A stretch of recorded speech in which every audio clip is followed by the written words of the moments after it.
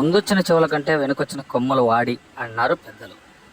Party కోసం దీర్ఘకాలంగా కష్టపడిన వారిని వదిలి పార్టీలోకి వలస వచ్చిన వారిని గుర్తిస్తున్నారంటూ ఎమ్మెల్యేపై ఆగ్రహం వ్యక్తం చేశారు సొంత పార్టీ కార్యకర్తలు. పార్టీ అధికారంలోకి రావడానికి 10 ఏళ్ల పాటు కష్టపడిన కార్యకర్తలను విస్మరించడం పట్ల ఆ ఎమ్మెల్యేపై ఏకంగా కోడిగుడ్లు టమోటాలతో దాడి చేశారు సొంత పార్టీ కార్యకర్తలు. ఈ ఘటన తెలంగాణ రాష్ట్రం చేవెళ్ల నియోజకవర్గంలో బుధవారం చోటు చేసుకుంది.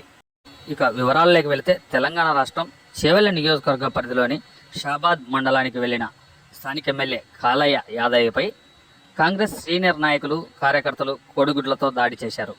గత 10 ఏళ్ల నుండి కాంగ్రెస్ పార్టీలో కష్టపడిన వారిని గుర్తించకుండా బీఆర్ఎస్ పార్టీ నుండి వచ్చిన వారిని వెంటేసుకొని తిరుగుతున్నావా అని ఆగ్రహంతో ఊగిపోయారు. మాకు న్యాయం చేసేంత వరకు ముందుకు కదలనివ్వబోమంటూ డౌన్ అంటూ ఎమ్మెల్యేని అడ్డగించారు.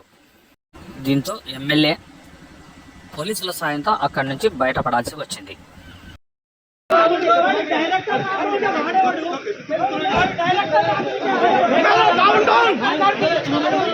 You